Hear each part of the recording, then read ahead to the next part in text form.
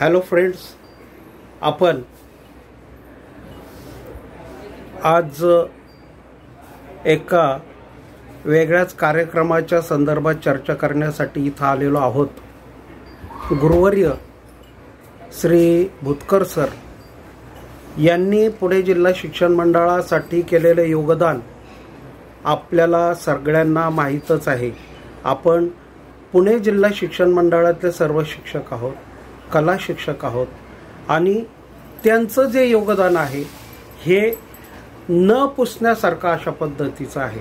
परंतु भुतकर सरांच्या जीवनामध्ये त्यांनी कलेची सेवा केली, विद्यादानाची सेवा केली आणि नसरापूर ठिकाणी जन्म झाला आणि तिथून ते पुण्यात येऊन स्वतःचं आयुष्य घडवलं आणि शून्यातून एक विश्व निर्माण केलं.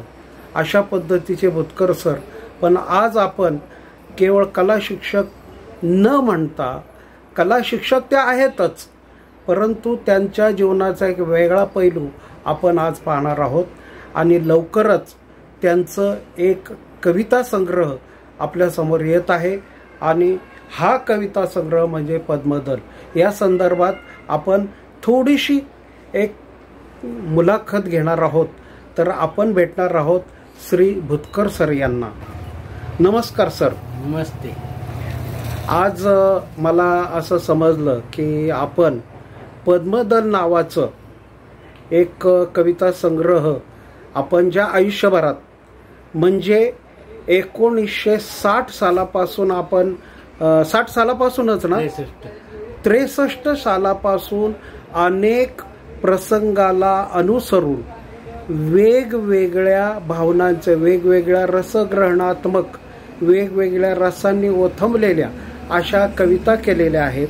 परंतु ह्या कविता प्रकाशित करायच्या राहिल्या होत्या आणि आपल्या तुमच्या 81व्या वाढदिवसानिमित्त हे पुस्तक प्रकाशन होत आहे. या संदर्भात काही आठवणी यांची उजळणी आपण करत आहोत. तर या कविता संग्रहासंदर्भात आपण काय सांगाल? माझ्या आयुष्यामध्ये कविता मला आल्या. मी 1963 पासून या कविता सुरू केल्या. बरोबर. जे मला काही बोलता आलं नाही ते सगळं मी कवितेतून व्यक्त केलं. जे मग ते समाज असो कुणी असो, पण आपल्याला जे काही भावना होत्या त्या भावना कवितेतून मी व्यक्त केलेल्या आहेत. म्हणजे सामाजिक, शैक्षणिक, वैयक्तिक. आणि ज्यावेळेस आपण पहिली कविता करतो त्यावेळेस ती आपली असते आणि कविता पूर्ण झाली की ती समाजाची होती. अगदी समाजाचं जे दौलत आहे ते समाज दौलत समाजाला परत देणं हे आपलं काम आहे. चित्र काढताना त्याचं असतं, पण काढून झाल्यानंतर ते समाजाचं असतं. ते समाजाचं असणारी दौलत आपण समाजाला द्यायला पाहिजे. या भावनेने मी हा कविता संग्रह वयाच्या 80व्या वर्षी मी प्रकाशित करतो. त्याच्यासाठी मला अनेक सहकार्य भेटले. त्या सहकार्यामुळं जी माझी जी सुप्त इच्छा होती 80 वर्षे मी जपलेली ती मी आज पूर्ण करू शकतो. त्याच्यामागे तुमचे आशीर्वाद तर आहेतच आणि प्रेम तर मिळणार. बरोबर. आणि कविता संग्रह वाचल्यानंतर तो कसा आहे त्याच्यासाठी मी सगळ्यांना क्लिप पाठवणार आहे आणि ऑनलाईन उद्घाटनाचा सोहळा कवितेच्या पुस्तकाचं प्रकाशन करणार आहोत. बरं, तुमच्या राहत्या घरीच हा कार्यक्रम ठेवणार आहात? दुसरीकडे मी आता जाऊ शकत नाही तब्येतीमुळे. प्रकृतीमुळं ते शक्य नाही, जाऊ शकत नाही. तर इथेच ऑनलाईन सगळं केलं जाईल कार्यक्रम. आणि बऱ्याच लोकांची एक उत्सुकता होती. भुतकर सरांच्या कविता, भुतकर सर कविता करतात आणि ह्या कविता कुठंतरी कधीतरी वाचायला मिळेल. आणि मला सुद्धा, आपण मागे जी मुलाखत घेतली या मुलाखतीमध्ये सुद्धा काही कविता तुम्ही दाखवल्या होत्या आणि या कविता कधीतरी एका वेगळ्याच वातावरणातून प्रकाशित होतील याची वाट पाहत होतो. परंतु हे इच्छा तुमची पूर्ण होते ही एक समाधानकारक अशा पद्धतीची बाब आहे. म्हणजे मला काय म्हणायचं की माझं जे आयुष्य आहे त्या आयुष्यात ते ओझं जे होतं समाजाचं ते मी समाजाला दिलं. त्यात मला माझी सार्थकता आहे. म्हणजे कृतज्ञतापूर्वक समर्पित जे कविता ज्या आहेत त्या सगळ्या समाजाच्या आहेत आणि ते समाजाचं दान समाजाला द्यायचं ही माझी त्याच्यावरची भावना आहे. तर ह्या सगळ्या कविता आहेत त्या कविता 2008 पर्यंत आहेत. 1963 ते 2008 एवढ्या पिरियडमध्ये मी कविता केल्या. त्यानंतर 2008 नंतर एकही कविता माझी प्रकाशित म्हणजे मी लिहू शकलो नाही. अनेक कारणं असतील, काही कॉन्सन्ट्रेशन बदलली जातात आणि कवितेचे जे विषय असतात ते वय बदलतं तसं कवितेचे विषयसुद्धा बदलत जातात वयानुसार. अनुभव वेगळे वेगळे येतात आणि अनेक माणसं आपल्याला शिकवतात. त्याच्यातून आपण एक कविता करतो आणि कुठंतरी हृदयाला असं काही स्पर्श झालं की त्यातून कविता निर्माण होते. आणि कविता ही विरहाने किंवा दुःखाने सुरू होते. कारुण्य हे तिचं मूळ बेस आहे आणि त्यातल्या समाजाचं आणि त्या काही कविता माझ्या बऱ्याच ठिकाणी प्रकाशित झालेल्या आहेत. बरोबर. आणि एवढंच नव्हे तर मी BEdला असताना माझीच कविता मी फायनल इयरला शिकवली होती. मागच्या वेळी तुम्ही सांगितलं होतं. बरोबर. ती कविता सगळ्यांना आवडली. टिळक कॉलेज ज्या इतिहासामध्ये पहिली नोंद माझी झाली. स्वतःची कविता स्वतःने शिकवली, कवीने शिकवली. त्यामुळे त्यांनी काही प्रश्न उत्तरं काही सिरियससुद्धा मारलेले नाही.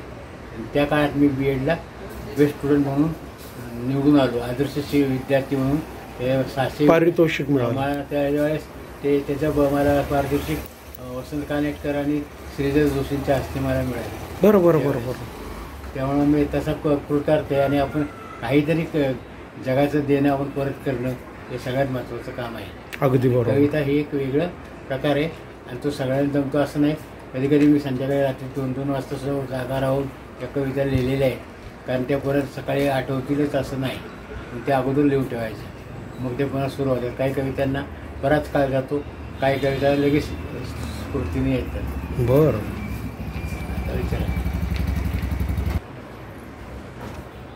सर, साधारणपणे आपला वाढदिवसाची तारीख काय आहे? 11 जून 1944चा माझा जन्म आहे आणि 11 जून 80 वर्ष मला पूर्ण होतात.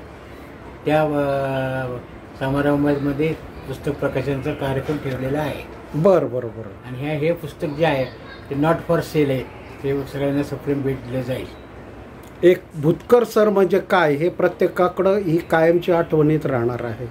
बरं, पुस्तकाचं नाव काय आहे? पद्मदल. बरोबर. माझं नाव पद्माकर म्हणून पद्म दल म्हणजे पाकळी. बरं. हां. म्हणजे कमल पुष्पाची पाकळी. पाकळी एवढं साठवलं आहे तर सबन फुलामध्ये चिकार साहित्य मिळू शकतं. तर पाकळ्यामध्ये वेगळ्या वेगळ्या कला आहे. बरं. आपण म्हणतो ना बरंच फुल नाही, फुलाची पाकळी. तर ही पाकळी दिलेली फुलं अख्खा ट्रेडर बाजूलाच राहिला. म्हणजे तसं पाहायला गेलं तर तुम्ही हा कविता संग्रह एक फार मोठा गुच्छ आहे, परंतु ती फुल नाही फुलाची पाकळी म्हणून तुम्ही समर्पित करताय. सगळ्या रसिकांना दिलेले. त्यांना सगळ्याच कविता आवडल्या पाहिजेत असंही नाही. काही ना आवडतील, काही ना आवडणार नाहीत. पण जे तुम्हाला लाईक होतं ते की तुम्ही आम्हाला कळवू शकता. बरोबर. आणि हे फक्त हा ट्रेलर आहे. 11 नंतर तुम्हाला सुबन पुस्तक फेसबुकवर दिसेल. बरं.